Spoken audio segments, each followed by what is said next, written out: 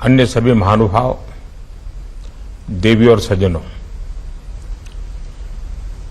आजकल देश में उत्सव का माहौल है। ओणम, ईद, दशहरा, दुर्गा पूजा, दीपावली सहित अनेक उत्सव शांति और सौहार्द के साथ देशवासियों ने मनाए हैं। अभी छठ पूजा समेत कई अन्य त्योहार भी हैं। विभिन्न चुनौतियों के बीच इन त्योहारों में देश की एकता का सशक्त होना आपकी तैयारियों का भी प्रतिबिंब है। संविधान में भले कानून और व्यवस्था राज्यों का दायित्व है, लेकिन ये देश की एकता, अखंडता के साथ भी उतने ही जुड़े हुए हैं। सूरजकुंड में हो रहा गृह मंत्रियों का ये चिंतन शिविर कोऑपरेटिव फेडरलिज्म का भी एक उत्तम उदाहरण है। हर एक राज्य एक दूसरे से सीखे, एक दूसरे से प्रेरणा ले, देश की बेहतरी के लिए मिलजुल करके काम करें। ये संविधान की भी भावना है और देशवासियों के प्रति हमारा दायित्व भी है। साथियों, आजादी का अमृत काल हमारे सामने है।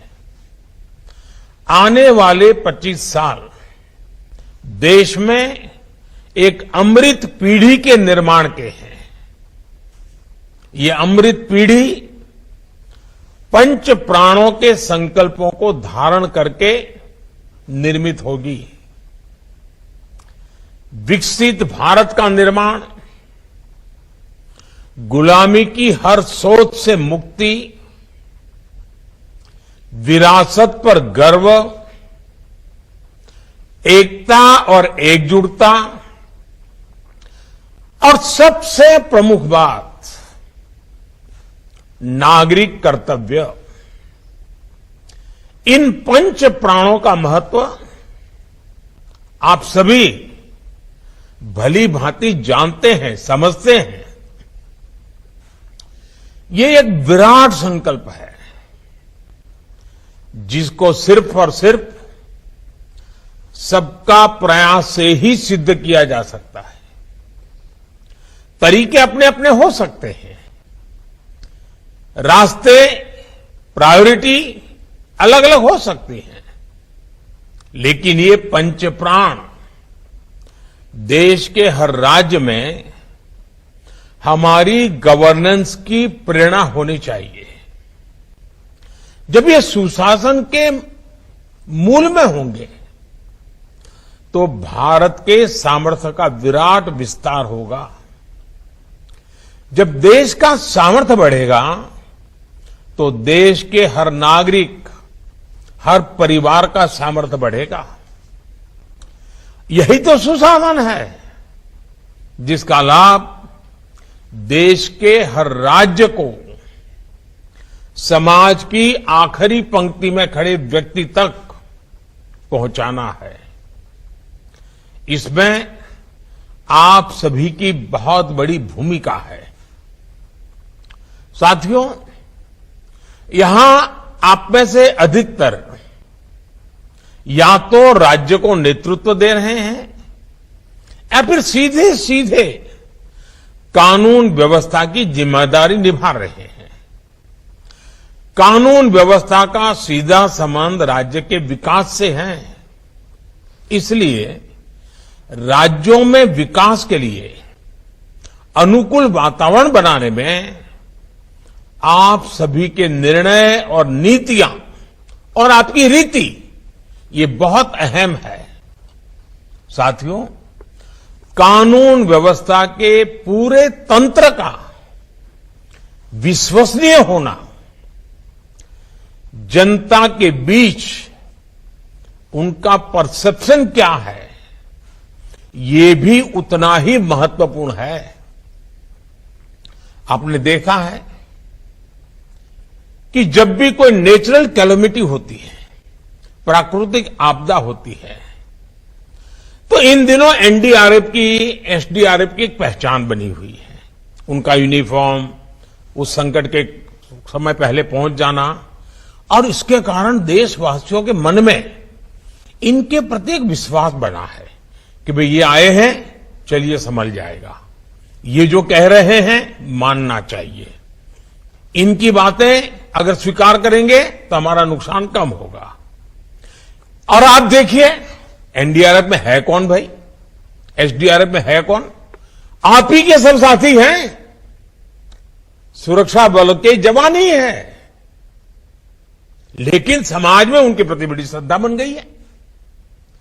आपदा के समय में जैसे ही एनडीआरएफ, एसडीआरएफ की टीम पहुंचती है, वैसे ही लोगों को संतोष होने लगता है कि अब एक्सपर्ट टीम पहुंच गई है, अब से अपना काम कर लेंगे। साथियों, अपराध वाली किसी भी जगह पर जैसे ही पुलिस पहुंचती है, लोगों में ये भाव आता है कि सरकार पहुंच गई। कोरोना काल में भी हमने देखा है कि किस तरह पुलिस की साख बेहतर हुई थी। पुलिस के लोग जरूरतमंदों की मदद कर रहे थे, जरूरी संसाधन जुटा रहे थे, अपने जिंदगी को दांव पे लगा रहे थे, यानी कर्तव्य परायणता में कोई कमी नहीं है। जरूरत अच्छा परसेप्शन बनाए रखने की भी है। इसके लिए पुलिस बल को प्रेरित करना, उसके लिए प्लान करना, हर छोटी मोटी चीजों पर लगातार मार्गदर्शन करते रहना, कुछ गलत होता है तो रोकना, ये हमारी एक जीवंत प्रक्रिया होनी चाहिए, ऊपर से नीचे तक हर पल होनी चाहिए। साथियों, हमें एक बात और समझनी होगी, अब कानून व्यवस्था किसी एक राज्य के दायरे में सिमटी रहने वाली व्यवस्था नहीं रह गई है। अब अपराध इंटरस्टेट और इंटरनेशनल हो रहे हैं, यानी टेक्नोलॉजी की मदद से एक राज्य में बैठे अपराधी दूसरे राज्य में भयंकर अपराध करने की ताकत रखते हैं।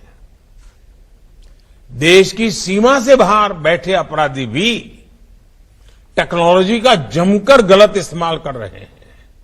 इसलिए हर राज्य की एजेंसियों का आपस में तालमेल, केंद्र और राज्य की एजेंसियों का आपस में तालमेल, ये बहुत जरूरी है। और इसीलिए आपको मालूम होगा, मैंने डीजीपी कॉन्फ्रेंस में कहा था कि 2 एडजॉइनिंग स्टेट होते हैं, उसके जो एडजॉइनिंग डिस्ट्रिक्ट होते हैं, उन्होंने पीरियोडिकली बैठ करके दोनों राज्यों के उन दोनों जिलों की समस्याओं का संकलन करना चाहिए, साथ मिलकर काम करना चाहिए, उसी में से ताकत बनेगी। कई बार केंद्रीय एजेंसियों को कई राज्यों में एक साथ जांच करनी पड़ती है, दूसरे देशों में भी जाना पड़ता है।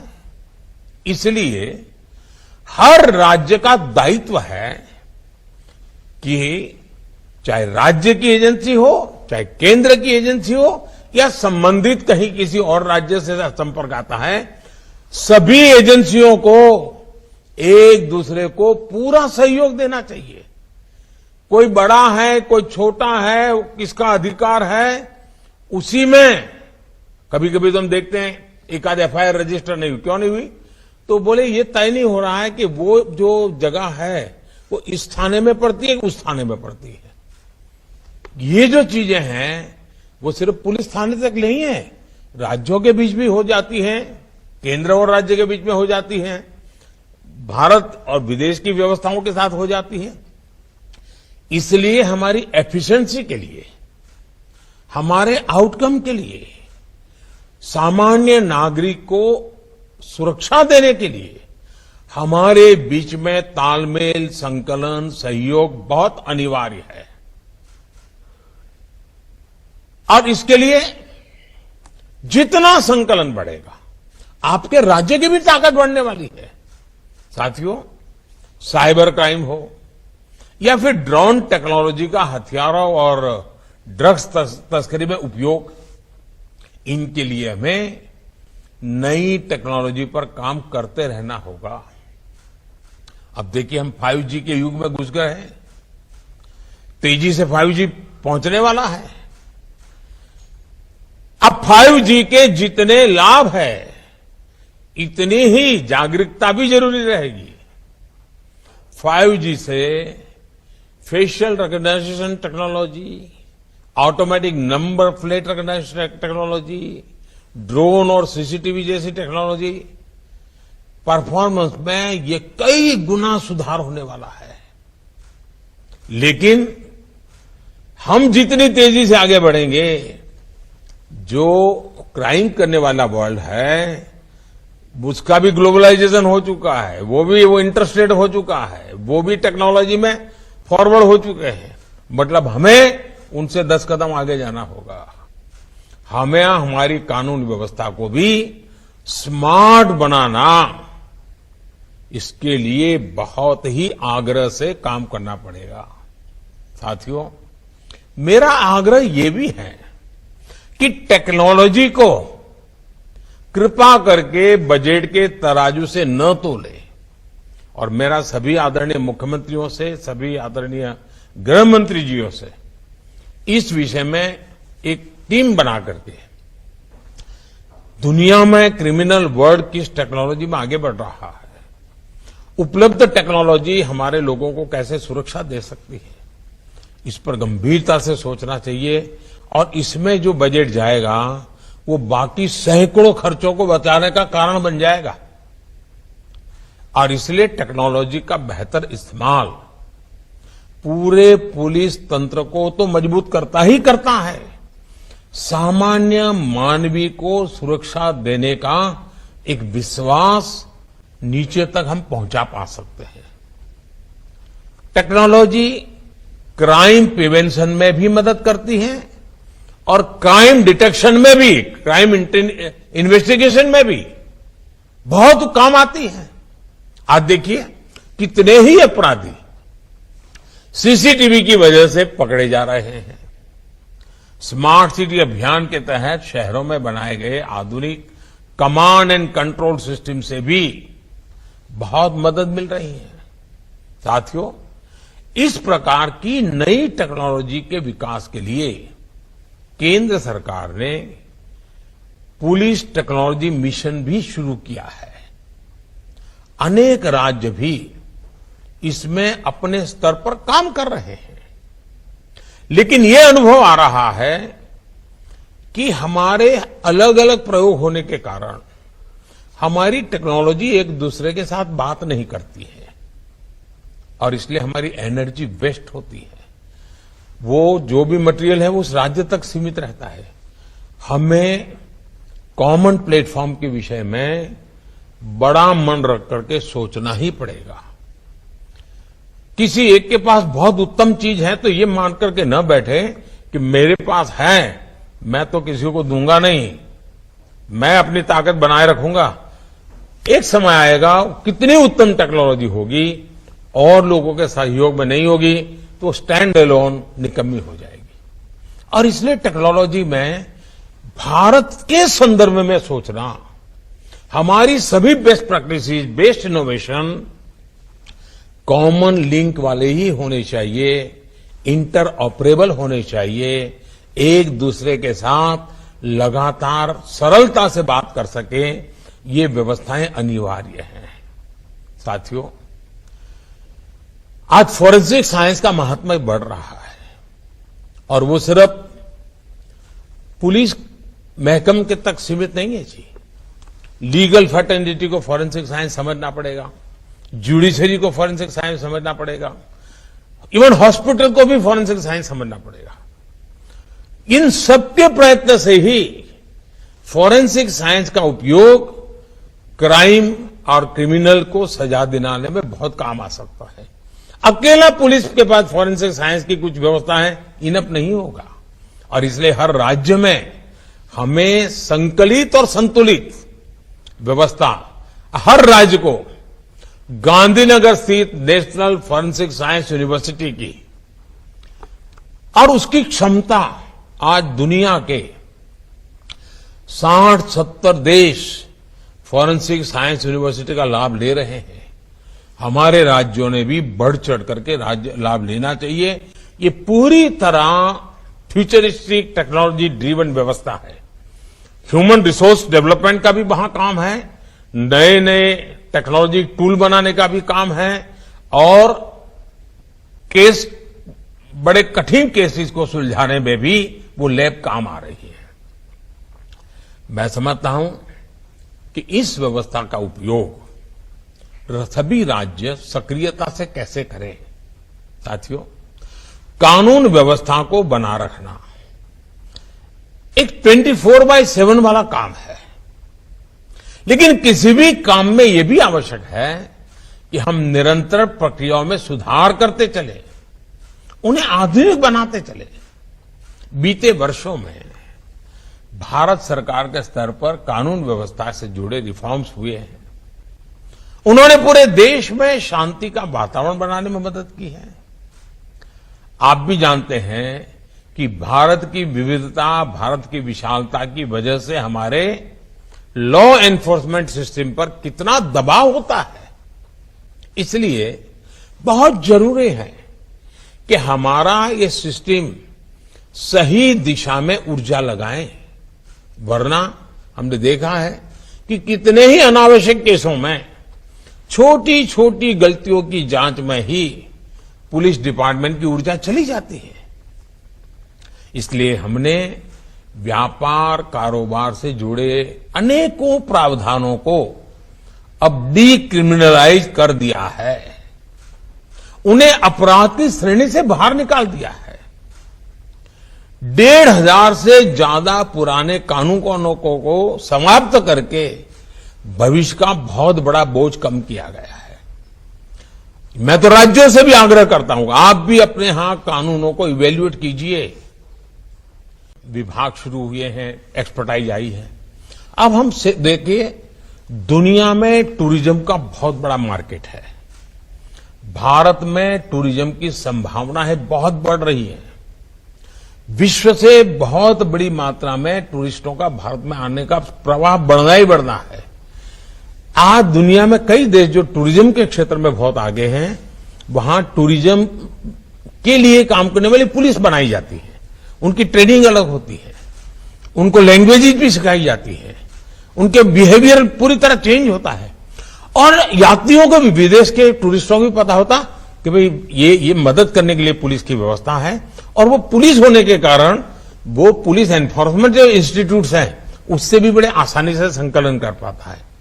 कभी न कभी हमें हमारे देश में इस विधा की एक्सपर्टाइज को डेवलप करना ही पड़ेगा, ताकि भारत में ये जो और टूरिज्म विश्व भर से आने वाला आदमी, एक पूंजी निवेश के लिए आने वाला और टूरिस्ट में आने वाले में बहुत फर्क है। टूरिस्ट तुरंत आपका एम्बेसडर बन जाता है। अच्छी चीज भी वही दुनिया में ले जाएगा, बुरी चीज भी वही दुनिया में ले जाएगा। पूंजी निवेश जो करता है उसको इस काम में कई समय लग जाता है अगर गलत हो गया तो, लेकिन टूरिस्ट तो 2 दिन में ही खबर पहुंचा देता है, यार भाई यहां तो ये हाल है। और इसलिए आज भारत में भी मिडिल क्लास का बल कितना बढ़ रहा है, टूरिज्म को लेकर के बहुत बदलाव आ रहा है। अब टूरिज्म और ट्रैफिक नई समस्या आ रही है। अब हम एडवांस में नहीं सोचेंगे, ऑल्टरनेट नहीं सोचेंगे, तो वही टूरिज्म के हमारे सेंटर तो कोई बदलने वाले नहीं है। हम कहें कि नहीं अब शिमला नहीं वहां जाइए, तो ये तो होने शिमला, जिसको जाना है शिमला ही जाएगा, नैनीताल जाना है वो नैनीताल ही जाएगा। श्रीनगर जाना है वो श्रीनगर जाएगा, गुलबर्ग जाना है वो गुलबर्ग जाएगा। हमें व्यवस्थाओं को विकसित करना होगा।